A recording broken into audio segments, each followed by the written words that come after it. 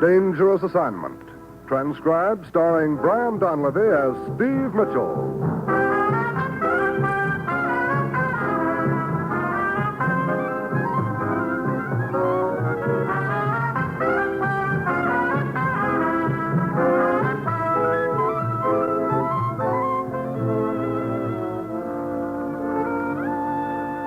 Yeah, danger is my assignment. I get sent to a lot of places I can't even pronounce. They all spell the same thing, though, trouble. But when I walk into the commissioner's office, I don't realize that all I have to do on this assignment is sit tight, right on top of a powder keg.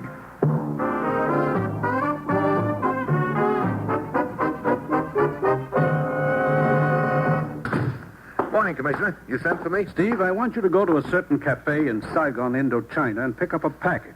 It won't be marked handled with care. Should it be? Definitely.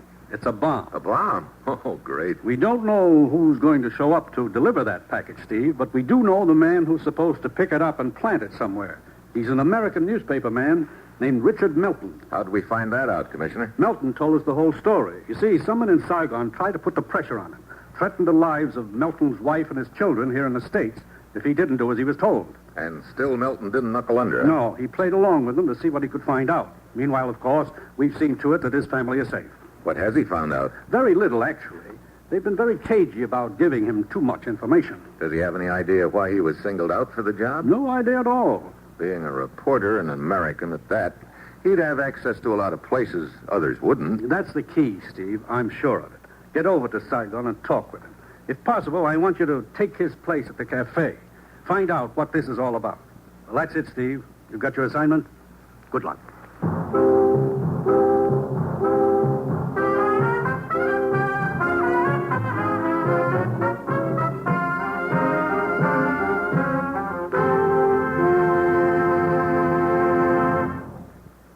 The National Broadcasting Company is presenting Dangerous Assignment, starring Brian Donlevy in the role of Steve Mitchell, colorful two-fisted government agent. At all those places of the world where danger and intrigue walk hand in hand, there you will find Steve Mitchell on another dangerous assignment. Before we bring you tonight's adventure with Steve Mitchell, here's a reminder about Thursday night's entertainment lineup on NBC Radio. You'll hear Western songs and adventure from the Double R Bar Ranch in Paradise Valley when it's time for the Roy Rogers Show. Listen as the King of the Cowboys, Roy Rogers, and the Queen of the West, Dale Evans, bring you top-flight radio entertainment. And then stay tuned for Father Knows Best with Robert Young in the title role. Father Knows Best is a truly enjoyable family comedy show.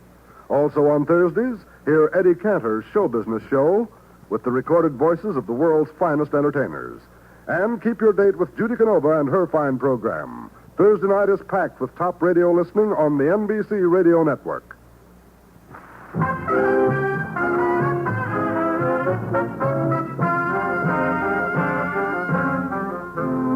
Sure, I've got my assignment. Get over to Saigon in Indochina to a certain cafe there and pick up a package. It's a bomb. And we're interested in finding out why an American correspondent was tabbed to deliver it and where. It's late Wednesday afternoon when my plane lands, and I hurry over to the Hotel Royale to Richard Melton's room. Oh, you just missed him, Mr. Mitchell. Who'd I miss? The man with the package? Huh? You mean he's already... No, he didn't bring it with him. Just dropped in to make certain I'd be at the cafe tonight. I see. I think he just wanted to get a good look at me, that's all. You never saw him before? Never. A little guy, just barely 5 feet, gray-haired, close to 60. European. From his accent, I'd say he was from the Balkans.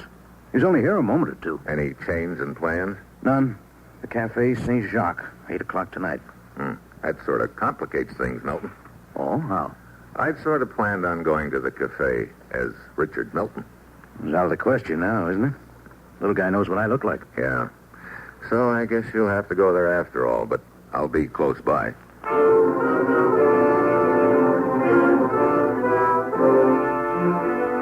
It's a 7:45 when we leave the hotel and wander over to the small cafe known as St. Jack's. There's a fair crowd on hand. We sort of blend into it. Melton takes up a position at the bar, and I ease over to a table and sit down. 8 o'clock, 8:30. No one approaches Melton. It's well after 9 when he strolls out of the place, and I follow. I don't get it, Steve. What do you suppose went wrong? You sure about the time and the place? Positive. He didn't show. At least I didn't see him. Your little friend might have tumbled to the fact that he was walking into a trap. How could he have suspected? Beats me. Sometimes these characters know. They can sense when things are wrong. Well, what do we do now? We go back to your hotel and try to figure something out. Like what? Look, this little gent didn't walk into our trap, so he's still walking around town with a bomb in his hip pocket, waiting to plant it somewhere. So? So where? And why were you picked to plant it? I've tried to figure it out, Steve, but I've come up with a big fat nothing. Well, we better try again, Milton, real hard. We've got to figure out where he wants that bomb planted and get there before it is.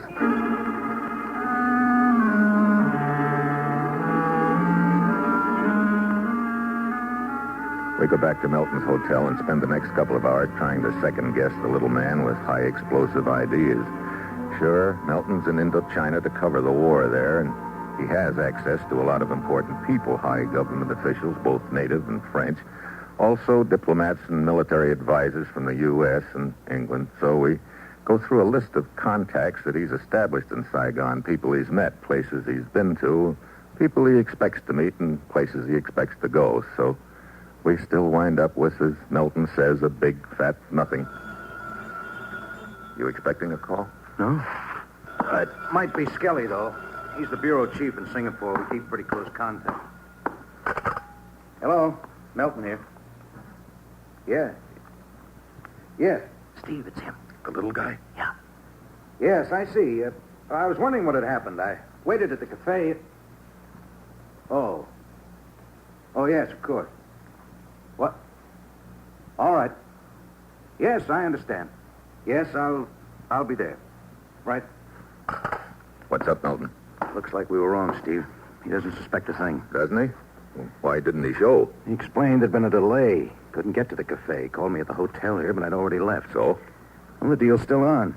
Wants me to meet him in half an hour. Same place? Yep, same place. The Cafe Saint-Jacques.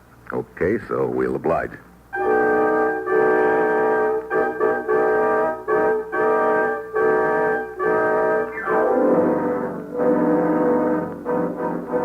This time I put in a call to the local law and fill them in on what's going on, and a quarter of an hour later, Milton and I pull up at the Cafe Saint-Jacques. He goes inside, and I take up a stand across the street in the shadows, and I wait. A few minutes later, I see the little gent, barely 5 feet tall, hurry into the cafe. He's carrying a briefcase under his arm. I wait another 5 minutes, and then Milton comes out. Now, he's carrying the briefcase. Over here, Milton. Well, here it is, Steve. And I don't mind telling you, I don't feel too happy handling it. He tell you where to deliver it? Yeah. I'm to wait a half hour and then take it to an address on the Rue Dauphin, number 37. Number 37, Rue Dauphin. Does it mean anything to you? Nope. Never been to the place, and offhand, I don't know who lives there. Well, you've got half an hour. Better get this briefcase down to police headquarters right away. What about you? What are you going to do, Steve? I'm going to take a run over to 37 Rue Dauphin. What about our little friend inside the cafe? The local law has a man in there. He'll keep tabs on him. See you around, Milton.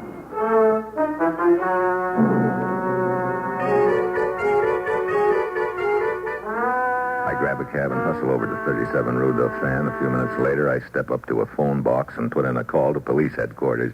I finally get through to Milton. Steve, I'm glad you called. Our little friend's turned out to be a practical joker, Milton. You're telling me? Huh? Yeah, the briefcase he handed me. What about it? No bomb. It was stuffed with newspapers. Newspapers. Yeah. You get to 37 Rue Dauphin? It's an empty lot. What? Hey, what's going on? That's what I'd like to know. Hey, any word from the man the police have at the cafe watching our little friend? No, he hasn't called in yet. Probably still over there. I think I'll go on over. That will not be necessary, my friend. What? You will hang up the phone, please. Hey, Steve, what's the matter?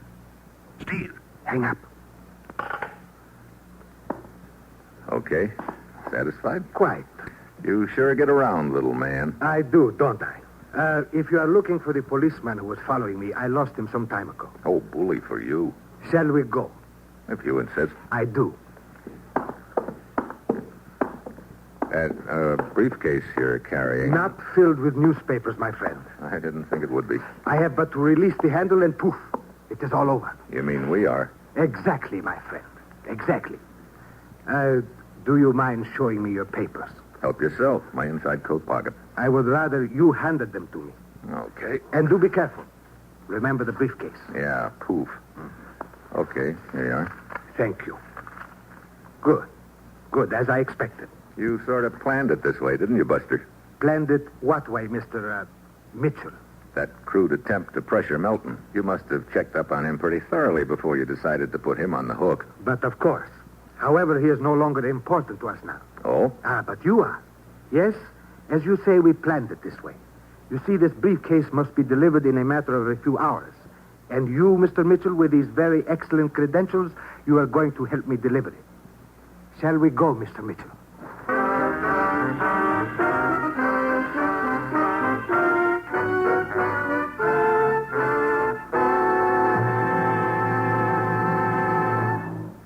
Brian Donlevy will continue his dangerous assignment in just a moment. As Americans, we're all proud of the beauty of our forest areas. We know, too, that from these areas we get raw materials which help to keep our nation strong. That's why authorities who are seeking to combat forest fires feel sure of public cooperation once the public stops to realize the simple facts of forest fire prevention. Most forest fires are due to plain carelessness. Carelessness which can be avoided by following these 4 rules. When in forest areas, crush out cigarette, cigar, and pipe ashes. Break matches in 2 after using. Drown all campfires, then stir and drown them again. Find out the law before using fire. By remembering and practicing these rules, we can all play a part in reducing the number of forest fires, thus saving lives and property. So if you visit a forest area during your vacation, do your part for fire prevention. If you live or work in a forest area, be mindful of the 4 rules we mentioned. If we all work together, we can stop this shameful waste.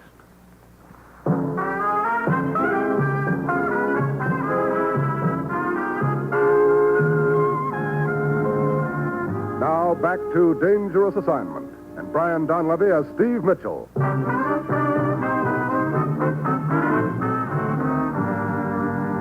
I said, shall we go, Mr. Mitchell? That bomb under your arm says you're calling the shots for the time being, but... Please. My name is Pilat. But you are right. I am, as you say, calling the shots. And let me remind you again that if you try anything, I have only to release my hold on the handle of this briefcase and... Yeah, I know. Poof again. Quite right. Now, please, let us go. In a hurry? Only to get away from the vicinity of this telephone booth. I am certain your friend at the other end of the line will have notified the police of the interrupted call, which can be traced. You don't overlook much, do you? I don't overlook anything, Mr. Mitchell. Come outside. As you see, on such a nice evening as this, the sidewalks and streets of Saigon are quite crowded. So even if you were foolhardy enough to wish to sacrifice your own life by trying to grab this briefcase, I am certain you would not wish to kill all these innocent passers-by. Look, Pilat, you mind telling me what goes? What do you mean? You rigged this whole phony pressure gag on Melton, the correspondent, just to get to me. It has something to do with my credentials, huh? True. You got a grudge against someone? Is it a deal like that, revenge? Hardly. You in this alone? You would be most reassured, I know, if I were to answer yes. But I am not in it alone. Just to put your mind at rest, it is a most carefully thought out and timed plan involving, let us say, a large organization of which I am only a small part. A necessary part, however. One might say, the trigger. I see. 3 guesses which organization you're talking about. Mr. Mitchell, I admire your ingenuity, but it has its limits. What do you mean? Your purpose in asking me all these questions has been twofold. First, to learn my objective, if possible, so as to anticipate my moves. Oh, and what's the second? To divert my attention so that I would not notice that the same policeman who was assigned to watch me earlier is now following us a half a block back. Well, aren't you the little eagle eye? Thank you. Now, please turn around and wave him to go away. Mr. Mitchell, I mean it. Yeah, I'm sure you do. Okay. Thank you. Now, shall we resume our stroll? Where are we going? For the present, to the railroad station.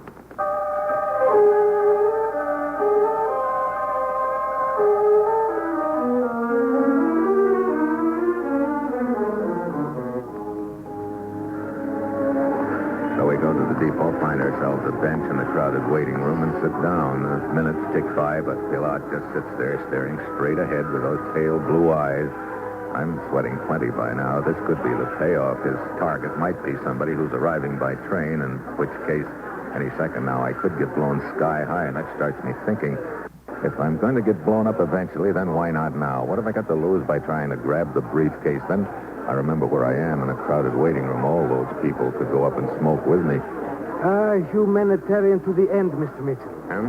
You had almost persuaded yourself that you had nothing to lose by attempting to grab the briefcase. Then you remembered all the innocent lives here in the depot which would be sacrificed. What did you do? Take a correspondence course in mind reading? It was in your eyes. You know, Pilat, I don't get what makes guys like you tick at all. I did not expect that you would. You're willing to blow yourself sky high just to make this cockeyed plan of yours, whatever it is, work. Why? There will be a moment's pleasure at the thought of having outwitted you and all your colleagues. And there will be a sense of accomplishment at the destruction of the desired objective. That is sufficient. Brother, what a weird way of looking at it. To you, perhaps. I see you are perspiring freely, Mr. Mitchell. Wouldn't you be in my shoes? A frank answer. I like that. I'm so glad. Perhaps I should have explained that you are not necessarily doomed with me, Mr. Mitchell. What do you mean? If you follow my instructions to the letter, you may survive. Oh? Yes. When we arrive at our final destination, if all has gone well, I will allow you 30 seconds to remove yourself from the scene before I release the handle of this briefcase and thus set off the explosion. I see. But that is only in the event you follow my orders exactly from here on. Any deviation, even the slightest, and I would not hesitate. I think you are aware of that. Yeah, you've made your point, believe me. Steve Mitchell. What? Steve, how are you? What? Fine. Surely you remember me, Etienne Duval, the Riviera last summer. Oh, yeah, sure, Duval. I didn't recognize you without the mustache. Yeah, how are you, Steve? Oh, fine, just fine. Sit down. Please, I do not want to intrude if you were in a conversation. That is quite all right. I will slide over and make room for you. Oh, don't bother. There is room beside you. No. I will slide over. I insist. Very well. Thank you. It is good to see you, Steve. Yeah, I'm very glad to see you, too, Duval. What brings you to Saigon? I am unpredictable, Steve. I never know where I will end up. And you? Oh, I just sort of blew into town. Will you be here long? I doubt it. Matter of fact, I guess I might blow out again almost any time. But I have not met your friend here. Oh, sorry, Mr. Pilat. This is Mr. Duval. A pleasure, Mr. Pellat. A pleasure indeed, Mr. Duval. I hope I am not intruding. Oh, not at all. We were just chatting. Steve, I would like to buy you a drink if you have time. How about it, Pilat? Do we have time? Of course. A drink would be most delightful. Come, the bar is not far. Hey, we can talk over old times, eh, Steve? Yeah. Gentlemen, I believe this will be far enough. What? This door right here. But I do not understand. This is not the door to the bar. It looks like a storeroom of some sort. Exactly. With a latch on the outside. Open it, please. Steve, what is the meaning of this? Simply that it was a nice try, Mr. Policeman. But this is as far as you go. Well, better do like the man says, Duval. Thanks for the try, anyway. Sorry, Mr. Mitchell. Inside.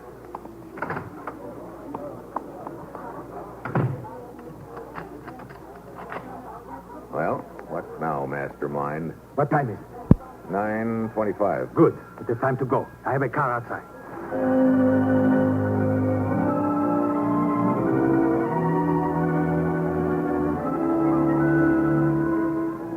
He herds me into his car and tells me to drive to the waterfront. We pull up near one of the piers. And now, Mr. Mitchell, my car keys, please. I hand them over. We get out. The pier is fenced off, and there are guards. Show your credentials to the guard at the gate. I do. And he lets us through. There are several ships tied up along the pier. Pilat motions to start toward one of them. Then suddenly something pops into my mind. Something Pilat just said. Something that tips his hand. I realize I've still got a chance of stopping him if I act fast. I hope I'm right, because if I'm wrong, I'm dead, but quick. I whirl and lunge at him. Let's get back! He swings the briefcase at me. It clicks me in the side of the face and knocks me to my knees. By the time I get to my feet, he's halfway up the gangplank to the freighter. I pound after him. On deck, a stocky gent runs up in front of me. Hold it. Let go. Nobody comes aboard. Stop that little guy who just dove into the hatch there. He's got a bomb in that briefcase. Bomb? This is an ammunition ship. Ammunition? So's the one next to us. Come on, we gotta get him. So that's his pitch, huh? Plant his bomb on this ship and the whole harbor goes up. Hey, there he is. Just come up out of that other hatch up ahead. Hey, what? He doesn't have the briefcase with him. Oh, great. That means he's planted it below deck. He's heading for the bow. We'll get him later. Come on, let's find where he planted that bomb. Well, he only went down one deck, and he was there just a few seconds. There's only one compartment unlocked on that deck. He'd have to plant the bomb there. Come on. We head down the nearest hatch to the deck below and then pound along the passageway to the compartment that's unlocked. Inside, the sailor takes one side and I take the other, looking for the briefcase. We could get blown sky high any minute, Mitchell. You're telling me. You got any better ideas than finding the bomb before it goes off? How much time is it set for? How do I know?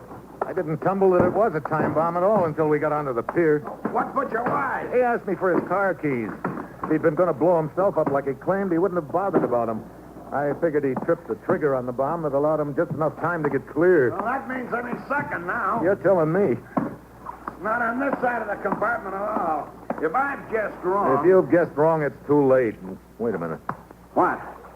I thought I heard something. No, I guess... Yeah, listen. Ticking. Yeah, over here. This locker, maybe. Hold it. I got it. How do we disarm it? We better not try. If I open the briefcase, it could go off. Over the side with it, then. Yeah. Hey, no portholes here. We got to get up on deck. Which is the fastest? The back way we came? No. There's another ladder closer this way. Good. Yeah, right around the corner of the passageway. Now, don't drop Are it. you kidding? Okay, up the ladder. Heck, the hatch is closed. Oh, no. That's dogged down. Get it open. Come on. Two more. One. There. Quick. Over the side with it. Here it goes.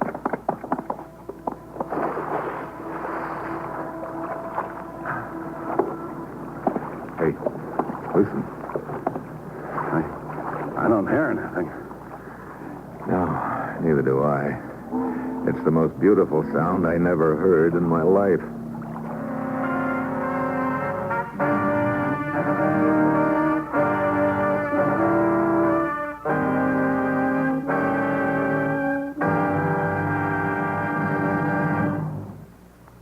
Our star, Brian Donlevy, will return in a moment. Every day, Monday through Friday, you'll hear the very best daytime radio programming on NBC Radio. Here's only a small part of the fun festival that's yours for the listening each weekday on most NBC stations. There's Tommy Bartlett with his delightful Welcome Travelers program from Chicago, Bob Hope with Bill Goodwin and charming guest editors each day on the Bob Hope Daytime Show, Warren Hull and the Show with the Heart, Strike It Rich, Red Benson and The Phrase That Pays, Jay Stewart with It Pays to Be Married, and Johnny Olson with Your Second Chance. Each of these 6 fabulous masters of ceremonies is an expert in his line of entertaining you, the radio listener. So why not make it a date to set your radio dial to NBC Radio every Monday through Friday? Let these grand entertainers brighten your day and make your housework easier as they glide you effortlessly through the daytime hours. And remember, for the finest daytime radio entertainment, you'll dial it best and dial it all if you keep your radio set to this station of the NBC Radio Network.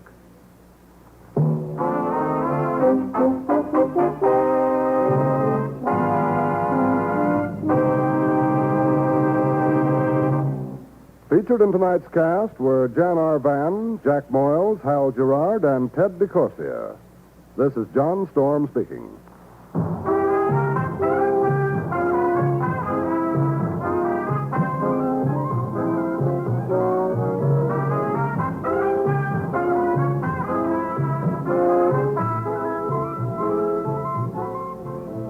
Dangerous Assignment, transcribed, starring Brian Donlevy as Steve Mitchell, with Herb Butterfield as the Commissioner, is written by Bob Bright and Adrian Jondeau. This has been an NBC radio production directed by Bill Karn.